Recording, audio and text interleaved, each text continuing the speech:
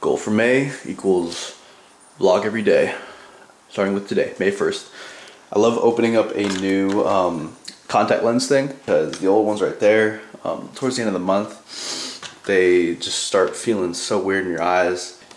Anyways, woke up this morning 182.3 pounds. Had to do that for the thumbnail. And I'm going to show you guys my day. What's up, guys? It's Saturday, May 2nd, and I'm parked out in front of the gym already at 6:20 a.m. Been up since about 4:30, finished packing. Packing for a trip down to Los Angeles I'm taking today for Megan, my girlfriend's graduation ceremony. So that'll be pretty fun. I have 10 sets of 3 of squats, got some stiff leg deadlifts, some leg curls, some calves, and I'm hoping that I can finish this all in about an hour and a half. So it's definitely going to be stretching it. This workout usually can take up to 3 hours, depending on how I feel and how much volume I do on the accessory stuff. Let's do it. So this workout had to be a quick one, so I actually managed to get warmed up and put 405 on my back within maybe 10 or 15 minutes. Within 10 or 15 minutes, I was here. 405 on my back, aiming for 10 sets of 3. That puts the training max that I'm using with this workout at around 475. You know, but what actually happened was I lowered the weight during the workout. This is the first set of 3 with 405, and it looks really good. Looks fine. All reps are probably fine, as you'll probably agree. But honestly, as I was doing it, I felt pretty crappy. For me, sleep and also hydration are the most important things when it comes to my performance. And like I mentioned at the beginning of the video, I woke up like at 4 something and didn't really get much sleep. Had to get on a plane just a couple hours right after this workout. So I did the second set of it, and it wasn't necessarily hard or anything, but I knew that I was going to get in more volume and be able to do more sets of 3 if I just lowered it to 385 rather than completely destroy myself with 405. And sometimes you got to make these kind of choices, these kind of ad hoc decisions in your training. Sometimes where you might have a full workout plan with a certain weight, but the first 2 sets say otherwise. And then of course, there's always those times when you have to grit your teeth and just do the entire workout. Sometimes you have to look at yourself and be like, is this me being a bitch? Is this me being a puss? And this wasn't one of those days where I was necessarily being a puss or being a bitch, but it was an appropriate decision of lowering the weight since I got about a little bit less than 3/4, like 2/3 of the amount of sleep I normally get. And for me, sleep is of the utmost importance when it comes to my ability to train and perform. Ended up doing 2 sets of 405 for 3, followed by 6 sets of 385 for 3. And after that, did really quickly like 3 sets of high rep hamstrings. I did like 3 sets of seated calves, and I pretty much got out of the gym. The guy next to me with his wife, the guy showed me some love on my squat depth and everything. Didn't get his name, but shout out to that guy. But yeah, this was a really tough workout for me, and managed to do as much as I really could with the time that I had. Now with this workout, what I'll probably do is my next squat training cycle, I'll probably use a 455 or 460 training max. I'm not going to jump immediately to higher than 475, which is what I started this workout at in terms of the training max. I'm going to bump it up just 5 or 10 pounds based off of this completed workout. So immediately after this workout, I basically drove my ass to the airport where I missed my flight. Straight up missed my flight. Ended up eating these foods that you're seeing right here for a total of millions of carbs because I decided to do a refeed. Hi, I'm Mystery Girl, and I'm graduating.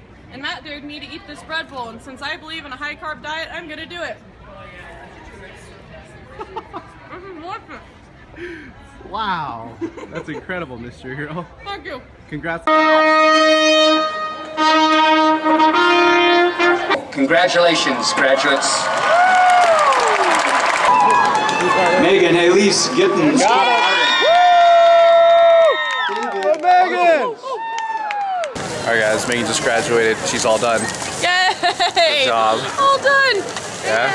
We're done. My roommate's done too. Oh, cool. Yay!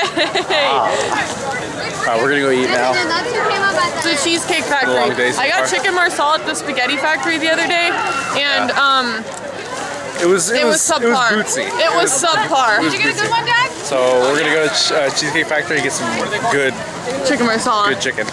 Good chicken. Today- Matt grilled chicken the other day though. It's so good. Don't tell him I put it in it. Don't tell him. Why? Because I'm gonna reveal Oh, it. you're gonna I'm reveal, reveal it. Big reveal. I'm gonna do the big reveal. The big reveal. The revelation of the chicken. Revelation of the chicken. Revelation. Oh snap! All right, I'll see you guys. All right, Mr. Girl wanted you to see. Don't do that. She wanted you to see her making lettuce wraps. So So first, you take a piece of lettuce. You use your silverware to pick up the chicken. Take a piece of yeah. Ooh. Then you put a chicken on here. Wow. Then you get some cucumbers. Yeah, I need a new camera. I can really see. Yeah, then you get some cucumbers and you kind of ladle the cucumber on here. something in your mouth Yeah. and take it back out. And then you get some rice noodles. Better put it on your plate. Oh. Some rice noodles. Oh. And then you get some carrots. She wants you guys to see this. This is very important to learn how to make a lettuce wrap properly. Then you put carrots. And then, oh, we forgot the bean sprouts. Don't forget the bean sprouts ever. Oh, ever. no. Okay, forget Oh, that. I dropped some on the table. That's okay. Because you know what we can do? We can just pick it up and put it back on there. No one will ever know. Okay. And Lettuce now, wraps. $4.99. now, we need to put some sauce on it. Now make sure to drizzle the sauce into Oh my God, your lettuce wrap. so serious. And then you need to kind of blend it in. That way it's in every single bite. Like that. Oh. Okay? Wow. And then Matt's allergic to peanuts, so don't put peanut sauce on his. And then you can just drizzle this soy sauce on it like that. Ta-da! But this isn't for Matt because we already made him one, so we're going to drizzle some peanut sauce on it anyway. Oh no. Because no one else is allergic to peanuts. Don't touch me with that. Don't touch Matt with this. He will break out into hives and be itchy. Really? It's because he has a peanut allergy. Peanut allergies are quite common because surface protein on the peanut. Never mind. I love immunology. Thank you. The end.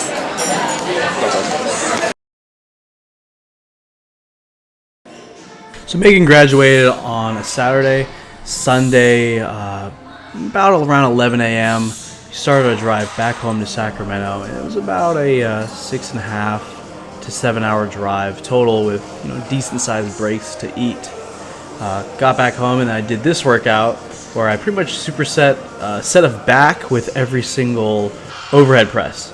The goal was 10 sets of 3, and what I did was I upped the training max quite a bit because, as you may or may not know, I recently lowered my training max for squat as well as overhead press drastically.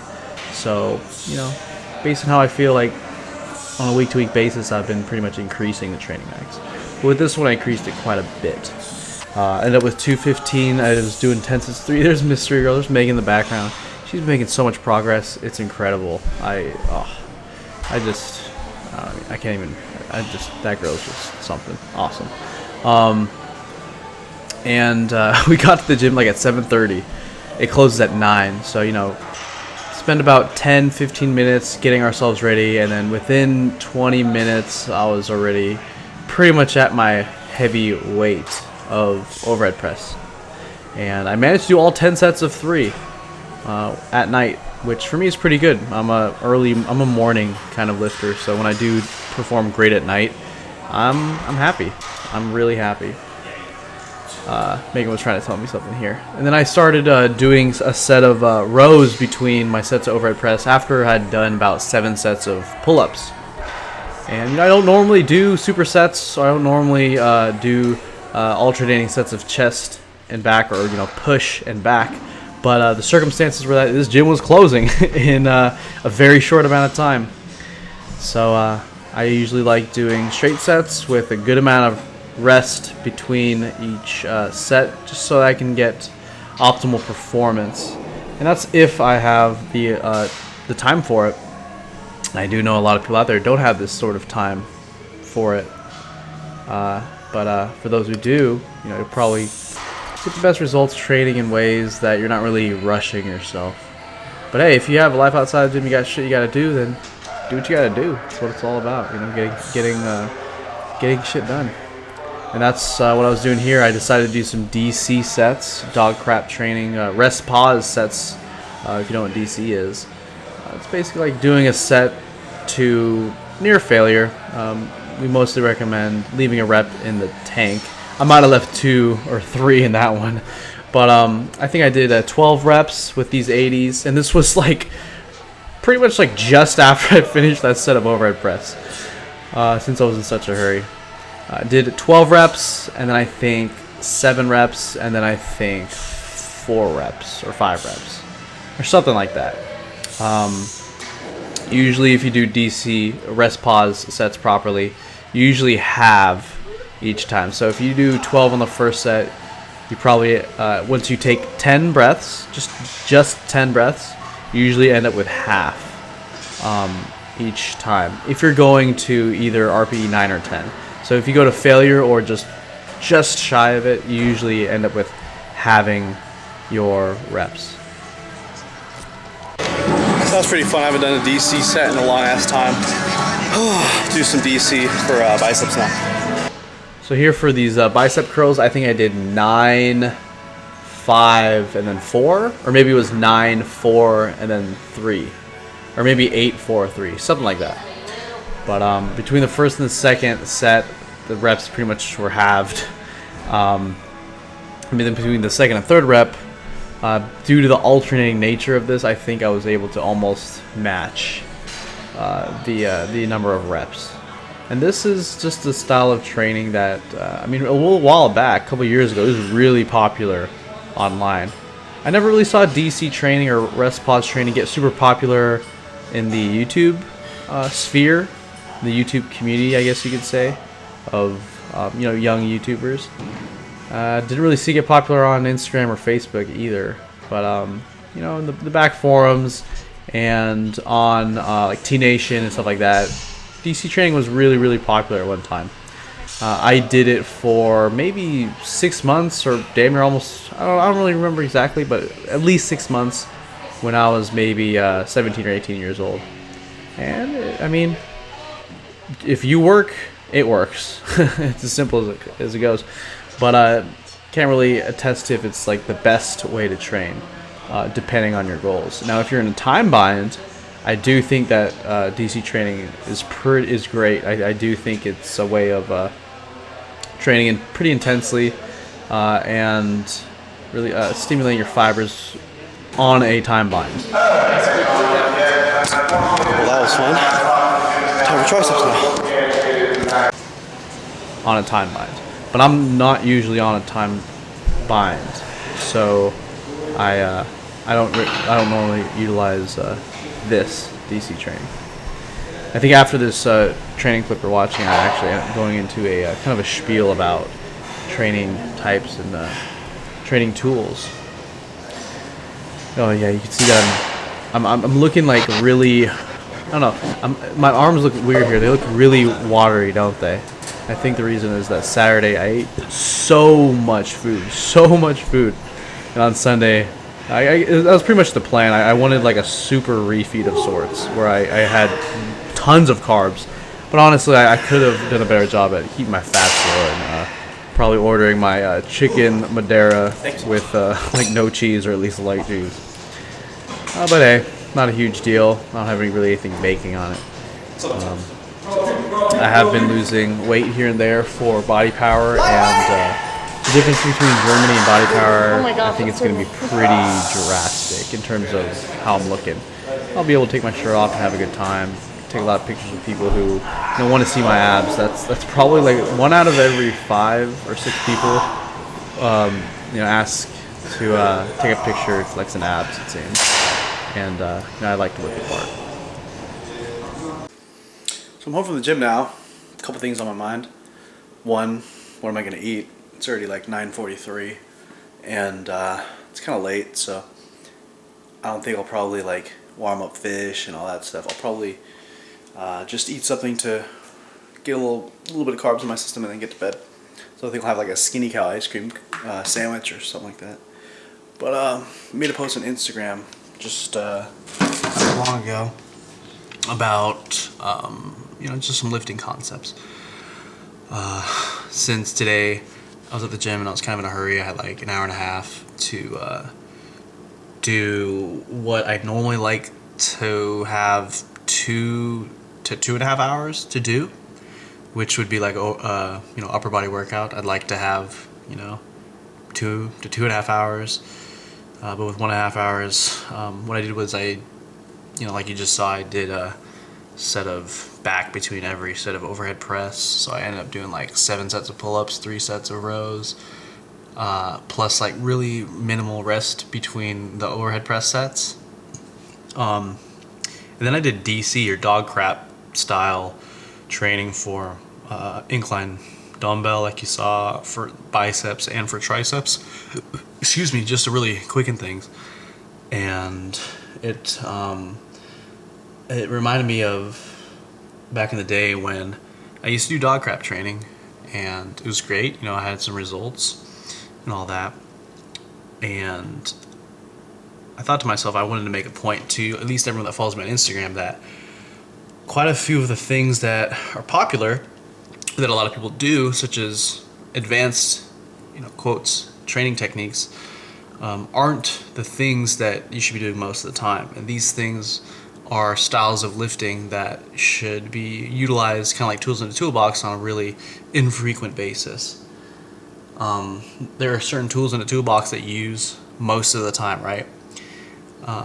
And there's other tools that your parents might have, or you might have if you work on things that you don't use that often. You rarely use them, and it would be like trying to do all of your work with just the tools that you rarely use, or the tools that are just least needed. It's like the concept of missing the forest because you're aiming at a specific tree. Alistair Begg, who he runs a ministry. He has these Truth for Life broadcasts on iTunes and podcasts and stuff like that I listen to. One of his main things that he says is the plain things are the main things. And that's something I always try to emphasize, and it's something I utilize myself. In other words, the plain things are the main things. It's the obvious things. It's the meat and potatoes should be the bulk of how you train. And I was about to say especially as a beginner, but the truth is, whether you're a beginner, intermediate, or advanced, the meat and potatoes and the basics of lifting should be the most that you do. It's not just like when you become, a 10-year lifter, you just start utilizing these advanced techniques. Most of your training is still basic, meat and potatoes, straight sets. And I mean, that's, of course, that also depends on a lot of other factors, but when you're trying to, maximize your growth, maximize your potential, most of your training should be simple, basic, meat and potatoes, brick and mortar. Whereas those times when you utilize things like, for me, supersets, DC training, drop sets, giant sets, or whatever, those can be like little fun challenges here and there. Those can be once in a while YOLO situations with your buddies, but they really shouldn't be the bulk of how you train. And of course it depends on your lifestyle. Like if you are a beginner and you're trying to have, you're trying to maximize your growth, but you're always doing drop sets and supersets at the gym and sets beyond failure, you're not really maximizing yourself. You're not doing the meat and potatoes of training, which would consist of maximizing your potential through just regular progressive overload via straight sets on a regular basis. And you're kind of just, you're shorting yourself. You're definitely shorting yourself. And, a lot of beginners think they're going to fast track their way to results by training like someone who's an advanced lifter, or by training and by utilizing these tools in the toolbox that those advanced lifters use just once in a while. You know, you think, oh, I saw him do this, but that guy only does it like once in a while. And if he does do it all the time, well, maybe there's a reason for that.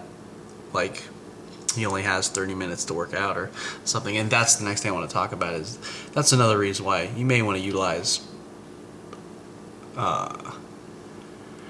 non-simple, non-basics. Like if you're in a hurry, you know, that's when I will use like drop sets or supersets and DC training and stuff like that, because I was able to finish and pack in what would normally take me an hour, and I was able to, you know, hit my muscles not as good as I normally would, but decently in just you know, way less time. And I guess what I'm trying to say is to all the, you know, to the guys who are focusing on building their strength and stuff like that, advanced techniques, because they're called advanced techniques, doesn't make them more beneficial or, you know, more important than the basics, which are generally just straight sets. So focus on the basics, guys. Focus on the main things that matter, and don't worry so much about the little finish details, the unused tools in the toolbox that just happen to be in there. You know, don't make those the focus. Make the straight sets the focus. Make the basics the focus. For example, if you can squat, make squats the focus. And, you know, make leg extensions the secondary focus. For example, if you're trying to, you know, build up legs, you know, make pull-ups a focus, weighted pull-ups a focus before, you know, making straight arm pull downs like this a huge focus in your back training, for example. Make rows a focus before you make those focus. You know, make regular dumbbell curls, regular barbell curls a focus before you make some crazy technique that you saw some random YouTuber use for their biceps. Okay? So, you know, focus on the simple things, the basics, the fundamentals of lifting, and it'll take you much further than, you know, looking at all these random things, or all these, you know, smaller tools of the toolbox, ones that are called maybe advanced techniques or whatever. I'm rambling now, so I'm just gonna eat my Skinny Cow ice cream and then get to bed, pop a ZMA and get to bed.